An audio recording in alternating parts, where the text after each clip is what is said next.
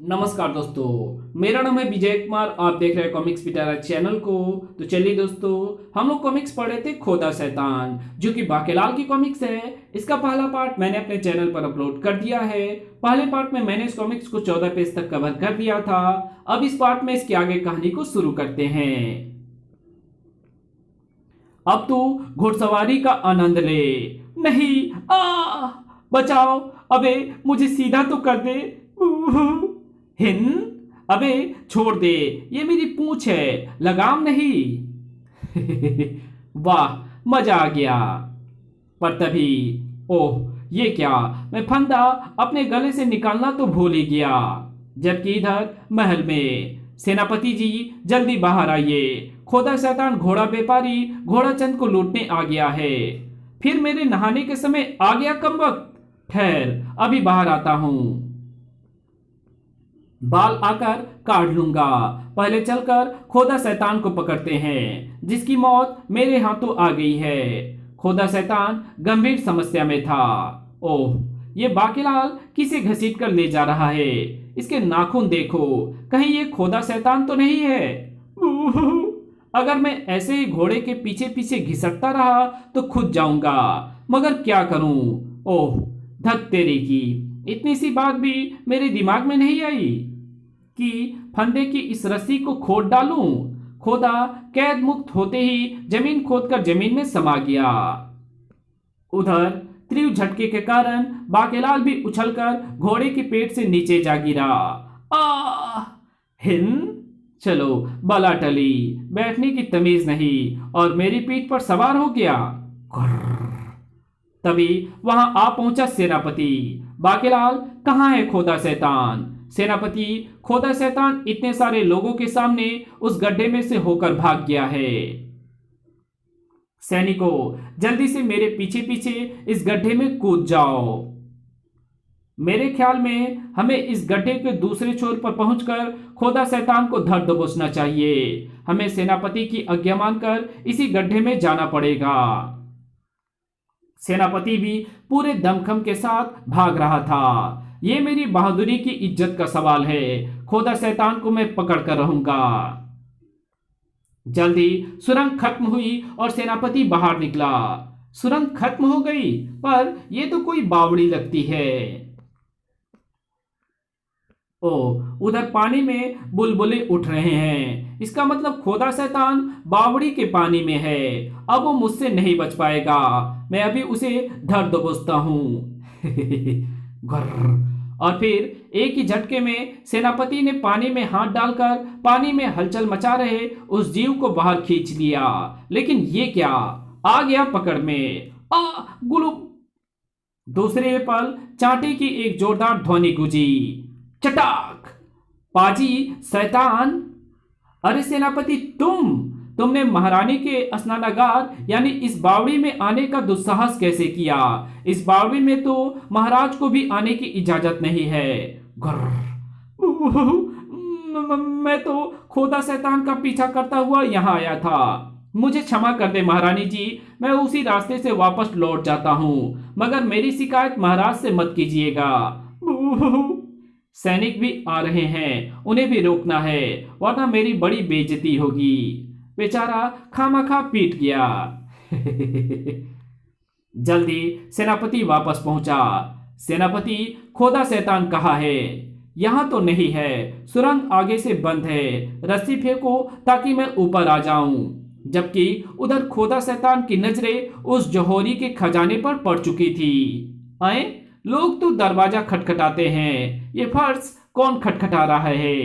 खट खट। फर्श खटखटाकर आता है खोदा शैतान। खोदा शैतान, मैं नकली जेवरों का जौहरी हूं। ये सारे जेवर नकली हैं।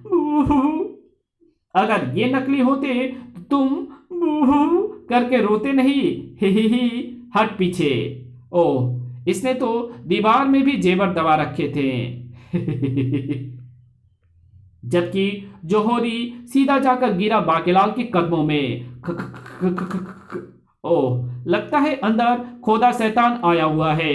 मैं भी उसी शैतान की तलाश में नगर के धनवानों के यहाँ चक्कर लगा रहा हूँ। इस बार मैं उसे बचकर नहीं जाने दूंगा। इस बार मैं उसके लिए लाया हूं ये जाल। ओह तू ओह तू फिर आ गया मेरा दिमाग खाने। और ये जाल भला मेरा क्या बिगाड़ देगा। Cut cut cut. खोदा शैतान जाल काटकर अपने बनाए गड्ढे की तरफ उछला, मगर बाकेलाल भी सतर्क था। मुझे पता है कि तू इसी गड्ढी में भागेगा, मगर ये चरपाई तुझे भागने नहीं देगी। धप। ओह ये क्या।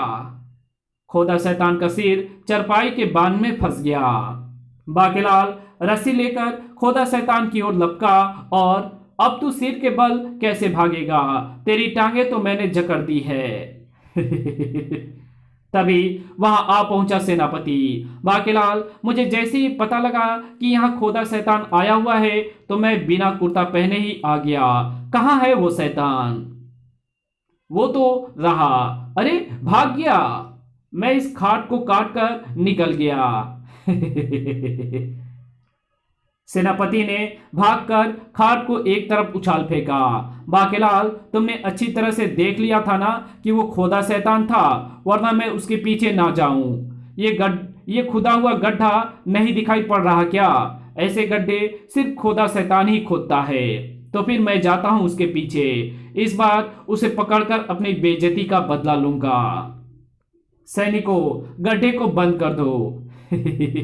वाह, बाकेलाल जी ने तो हमारे मुंह की बात छीन ली। जो आज्ञा बाकेलाल जी। इधर सेनापति सुरंग में दौड़ा जा रहा था। अपनी बहादुरी दिखाने के लिए मैं गड्ढे में तो कूद गया, लेकिन अगर खोदा शैतान सामने पड़ गया तो मैं यहां से भाग भी नहीं पाऊंगा। जल्दी सेनापति सुरंग से बाहर निकला। अरे ये मैं कहां आ गया। यहां तो कोई भी दिखाई नहीं पड़ रहा। शेर की मान में शेर के अलावा कौन दिखाई देगा। घुर्र। तो तू ही है जिसने मेरी गैर मौजूदगी में मेरी मान खोद डाली। चल जल्दी से आजा, बड़ी भूख लगी है। घुर्र। जैसे ही शेर सेनापति के पास पहुंचा, उसका हाथ इतनी जोर से कपकपाया कि तलवार छूटकर शेर की गर्दन पर आ गिरी। घुर्र। पहले मेरी मान खोद डाली, अब मुझे भी काट डाला। आ भगवान, मेरी आत्मा को शांति देना और इस आदमी को नरक में सड़ाना। सेनापति भी मान से निकला। मैं खामखा शेर से डर गया था, पर खोदा शैतान फिर बचकर निकल गया। खैर, कभी तो हाथ लगेगा। जबकि इधर जमीन के नीचे से होता हुआ वो भूचाल इस बार प्रवेश कर गया महल में। तेरी फूं की फूं महाराज। अभी अभी भूचाल जैसी कोई चीज जमीन के नीचे से होकर महल में प्रवेश कर गई है। वो जरूर खोदा शैतान होगा। ओह, आओ आओ बाकेलाल, द्वारपाल ने खोदा शैतान को जमीन के नीचे से महल में प्रवेश करते देखा है। ओह, तब तो वो शैतान जरूर राजकोष कक्ष की ओर गया होगा। वो धन को फौरन सूंघ लेता है और सीधा वहीं पहुंचता है जहां धन रखा होता है। बाकेलाल ने वहां रखे भाले उठा लिए और राजकोष की ओर भाग निकला। महाराज, मैं ये भाले लेकर वहां जा रहा हूं। आप तेरी फूं पर और सैनिकों को वहां पहुंचने का आदेश दें। तेरी फूं की फूं। कौन बोल रहा है। भौं भौं बोल बे। बाकेलाल और सभी सैनिक लगभग साथ साथ ही भागकर राजकोष के दरवाजे पर पहुंचे। खोदा शैतान, आज तो नहीं बचेगा। मुझे सिर के अलावा नीचे के हिस्से पर चोट नहीं लगती। खोदा शैतान ने आक्रमण का जवाब दिया और आगे बढ़ाए बाकेलाल को उठाकर अन्य सैनिकों पर दे मारा। आज मैं तुमसे भी निपट ही लूं। आ! फिर खोदा ने एक झटके से दरवाजा बंद कर दिया और बहुत सा धन समेटकर फर्श पर बने गड्ढे में गिरा दिया। वाह, आज तो बहुत बड़ा खजाना हाथ लग गया। विक्रम सिंह ने वहां पहुंचते ही दरवाजा तोड़ डालने का आदेश दिया। तोड़ दो दरवाजा। मगर बाकेलाल, तुम कहां चले। इतने भारी दरवाजा को तो सिर्फ आपकी ही टक्कर तोड़ सकती है महाराज। अब दरवाजा पर टक्कर जड़े, या तो दरवाजा टूट जाएगा या आपका शरीर। बाकेलाल बिना कोई जवाब दिए निकल गया। जैसे ही बाकेलाल महल से बाहर निकला, बाकेलाल खोदा शैतान बचकर निकल गया। खोदा शैतान अभी अभी राजकोष से खजाना ले भागा है।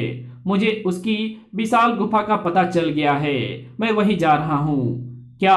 तो फिर वहां तुम नहीं, मैं जाऊंगा। मुझे उससे अपनी बेइज्जती का बदला लेना है। ठीक है, तो फिर तुम ही चले जाओ। पीले फूलों की घाटी की चट्टानों में काली कोस नाम का गड्ढा ही उस शैतान का अड्डा है। सेनापति एक पल के लिए भी वहां नहीं रुका। जा बच्चू जा, काली कोस से कोई जिंदा वापस नहीं निकलता। तत्पश्चात बाकेलाल ने एक अजीब हरकत की। खोदा शैतान तो अभी अंदर है, वो खजाना लेकर इसी रास्ते से वापस जाएगा। खोदा शैतान को जमीन से बाहर लाने का अभी एक तरीका मेरे पास और है। ये आप क्या कर रहे हैं बाकेलाल जी? ये असरफिया वहां क्यों रख रहे हो? मगर इससे पहले कि बाकेलाल द्वारपाल को उसकी बात का जवाब दे पाता, जमीन